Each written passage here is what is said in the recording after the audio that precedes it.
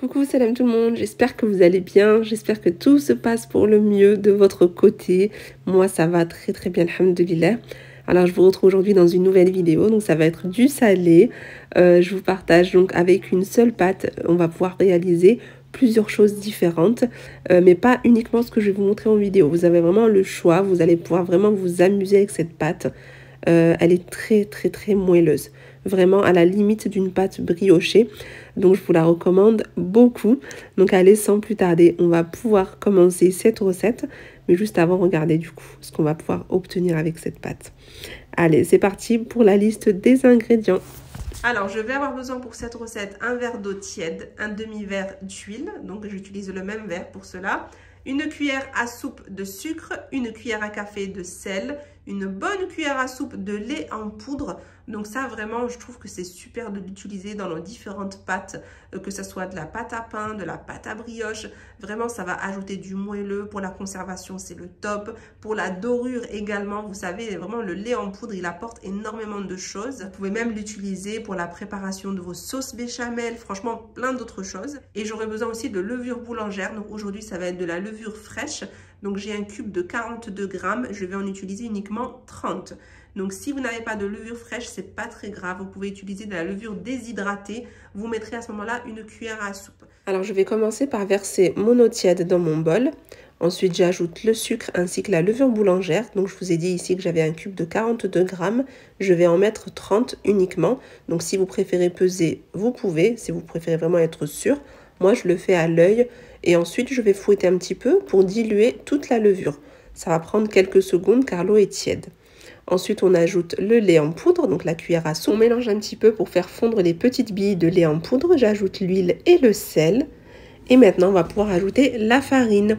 Donc pour la farine, donc, il n'y a pas de quantité précise, mais n'ayez pas peur. Vraiment, il ne faut pas avoir peur de ça. Il faut essayer. Voilà, il faut essayer si vous n'avez jamais fait de recette avec une quantité de farine approximative. Donc là, je rajoute petit à petit ma farine. Je mélange dans un premier temps à l'aide d'une cuillère en bois.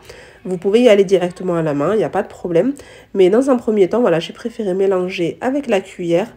Quand je vois que ma pâte commence à se former un petit peu, j'enlève la cuillère en bois et je termine à la main pour vraiment sentir du coup la texture de la pâte. Quand vous voyez que votre farine vraiment se tient un petit peu, je vous conseille fortement de vous laver les mains, de vous sécher les mains aussi, c'est très important. Et vous venez toucher votre pâte pour vérifier la texture et être sûr en fait qu'elle est juste comme il faut, qu'il ne faut pas ajouter de farine ou si justement il en faut un petit peu, vous en rajoutez. Voilà, parce que si vous gardez votre main pleine de pâte, il va vous être très difficile de vérifier la texture de la pâte. Vous allez penser qu'elle est encore et toujours collante et vous allez continuer à ajouter de la farine et malheureusement, elle va être trop dure votre pâte. Vous ne pourrez pas obtenir des petits pains ou des petites pizzas bien moelleuses. Mais voilà, vraiment encore une fois, n'ayez pas peur. Testez avec une petite quantité. Donc moi, je vous ai donné un verre de 200 ml. C'est le verre que j'utilise tout le temps dans mes vidéos. Mais si vous êtes plus à l'aise avec des petites quantités, eh bien prenez un petit verre à thé de 100 ml. À ce moment-là, divisez tous les autres ingrédients. C'est-à-dire, au lieu de mettre 30 grammes, oui c'est ça, 30 grammes de levure fraîche, vous en mettrez que 15. Au lieu de mettre une cuillère à soupe de sucre, vous mettrez une cuillère à café, etc. Et vous verrez qu'avec une petite quantité, dans un premier temps, ça va être beaucoup plus facile. Donc regardez, je vous montre vraiment la texture qu'il faut obtenir. Regardez. Elle colle à peine aux doigts, mais vraiment à peine. Voilà, elle est quand même très souple. Elle n'est pas très collante et elle n'est pas toute dure. Regardez bien. Aidez-vous de la vidéo. Quand vous faites votre pâte, je vous conseille vraiment d'avoir le téléphone à côté et vérifier la texture avec la vidéo. Ça va beaucoup vous aider. Une fois que la pâte est prête, on la couvre et on la laisse doubler de volume. Et regardez ce que ça donne. Voilà, elle a bien gonflé. On va la dégazer et on pourra former nos petites boules pour faire les petites pizzas. Après, voilà, vous savez, moi je le dis tout le temps dans mes vidéos, vous n'êtes pas obligé de faire les mêmes choses que moi je fais, c'est-à-dire moi je vais faire des petites pizzas, vous pouvez en faire une grande, vous pouvez faire vraiment ce que vous voulez. J'aurai besoin aussi de viande hachée, donc moi ce que je fais quand j'achète ma viande hachée, donc supposons que j'achète 3 kilos. Ce que je fais souvent, c'est que 2 kilos, je vais les ranger nature dans des sacs de congélation et le kilo restant, je vais le mélanger avec des oignons hachés, avec de la coriandre, du persil, je vais mettre les épices et je vais la diviser dans des sacs de congélation et je la congèle comme ça. Du coup, pour les jours où vraiment je suis pressée, où je veux gagner un max de temps, comme aujourd'hui, vraiment, ça m'a bien arrangé de sortir le sac de viande hachée déjà marinée. Ça m'a évité d'hacher les herbes, d'hacher les oignons, etc. Donc ouais, ça m'a bien facilité et ça m'a permis de gagner du temps. Du coup, concernant la garniture, donc ici, vous voyez juste à côté, j'ai préparé des olives, j'ai préparé de la mozzarella que j'ai râpée, j'ai de l'emmental râpé aussi. Et pour la sauce tomate, donc moi j'ai pris une conserve, je ne me suis pas prise la tête. Je vous ai dit aujourd'hui, il n'y a pas le temps, donc on cherche la facilité. Je pense pas être la seule dans ce cas-là. On veut passer le moins de temps possible en cuisine. Donc d'ailleurs pour le ftor de ce soir, ce que j'ai fait, j'ai été au congélateur, mon meilleur ami. Il y avait des feuilletés que j'avais préparées déjà, qui étaient pré-cuites. J'avais juste à les passer en fait au four, juste pour les dorer un petit peu. Et la soupe, pareil, j'en ai toujours pour plusieurs jours. Hein, je fais jamais au jour le jour. Et voilà, on avait notre repas simple, rapide, efficace, prêt en un temps record. Voilà, donc si ça peut aussi vous donner des idées, peut-être que, je sais pas, certaines ne penseraient peut-être pas à congeler certaines choses, mais moi je vous cache pas que je congèle énormément de choses, mais vraiment beaucoup de choses.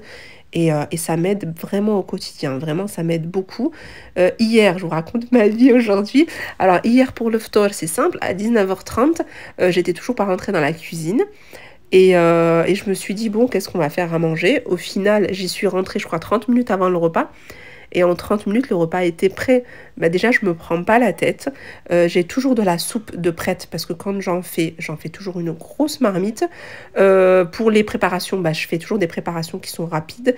J'utilise des pâtes feuilletées, hein, je ne le cache pas, des pâtes feuilletées industrielles, des pâtes brisées industrielles. Quand j'ai pas le temps, bah, c'est ce que je fais. Et pendant le ramadan, on se le répète, voilà, on ne le dira jamais assez. Le but n'est pas de passer 6 heures en cuisine. Après, chacun est libre de faire ce qu'il veut. Mais moi, personnellement, c'est maximum 1 heure en cuisine. Voilà, c'est le temps que je me suis donné pour pouvoir faire plein de choses à côté. Bref, revenons-en à notre recette. Alors ici, vous avez vu comment j'ai procédé pour les pizzas. J'ai utilisé un verre, tout simplement. On peut très bien le faire à l'aide des doigts. Hein, ça fonctionne très très bien d'ailleurs. Et on met notre sauce tomate. Je vais ajouter du sel, du poivre, vu que là, je la mets directement de la conserve, qu'elle n'est pas assaisonnée du tout.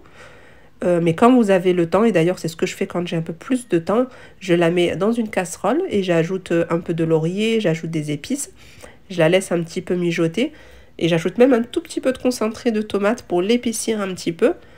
Et voilà, mais là, c'est vrai que j'avais pas le temps, donc c'était de la conserve à la pâte. Voilà, du sel et du poivre et le tour est joué. Et on ajoute notre garniture.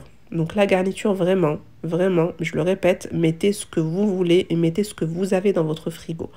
Si vous avez du thon, mettez. Si vous avez, je sais pas moi, des poivrons, des petits morceaux d'aubergines, de courgettes, voilà, vous coupez en petits morceaux et vous les ajoutez. Franchement, c'est trop bon. Alors, je vous ai pas dit, mais vous l'avez certainement vu, j'ai mis un peu de jaune d'œuf sur le tour des pizzas. Donc ici, j'ajoute un peu d'herbe de Provence. Je trouve que ça ajoute vraiment beaucoup de goût à la pizza. Vous pouvez aussi ajouter un filet d'huile d'olive, donc soit avant de mettre au four ou bien à la sortie du four. Moi, je le mets toujours à la sortie du four. Et voilà ce que ça donne. Maintenant, je vais l'enfourner dans un four préchauffé à 180 degrés. Vu que là, on a des petites portions. Donc 180 degrés, c'est largement suffisant pendant environ 10 à 12 minutes. Après, encore une fois, selon la coloration que vous souhaitez obtenir, voilà, surveillez au bout de 8-9 minutes de cuisson, vérifiez. Ensuite, avec le restant de pâtes, je vais faire comme des petits pains pour accompagner la soupe. Donc ça, c'était super bon avec la harira. Donc j'ai simplement étalé à peine, voilà, ma pâte. Ensuite, je mets la viande hachée qui est vraiment pas totalement cuite. Il reste des petits morceaux crus. Vous pouvez aussi la mettre totalement crue. Hein. Ça marche très très bien aussi. Et je viens l'enfoncer dans la pâte et ça va lui permettre de s'élargir. Du coup, on va obtenir un pain beaucoup plus large qu'au départ. Vous le verrez du coup tout à l'heure. Voilà, j'en rajoute et en même temps avec mes doigts, j'essaie de l'écraser, de l'émietter davantage. Voilà, et ces petits pains n'ont pas besoin de les dorer. Et vraiment, c'est super bon pour accompagner la harira. Ça fait un repas complet en fait. Et je ferai également des petits buns. Donc je vous ai dit en début de vidéo, avec cette pâte, vous allez vraiment pouvoir faire plusieurs choses différentes. J'avais fait l'autre fois des petites lunes fourrées, mais qu'au fromage. J'avais fait fourrer aux 3 fromages. Et c'était super bon. Les enfants ont vraiment beaucoup apprécié. C'était vraiment quelque chose de très brioché, très léger. C'était vraiment très très bon. Donc ici, je mets de la mozzarella râpée tout en premier. J'ajoute la viande hachée. Je vais mettre des petites rondelles d'olive aux anchois. Et je termine par du fromage râpé. Et on vient refermer le tout. C'est aussi simple que ça. Voici les petits pains à peine sortis du four. Franchement, ils sont super mignons, bien moelleux. Je vais vous montrer ça tout de suite, vous allez voir.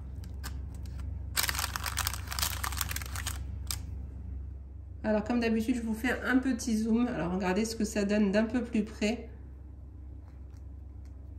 Alors, le moelleux, franchement, inutile de vous dire, je vous laisse voir par vous-même.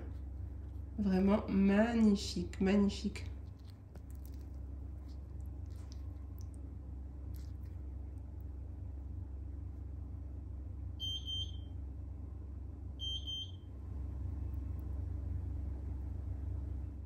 Et voici donc le deuxième plateau qui est cuit. Donc je vous montre ici les petits pains pour accompagner la soupe.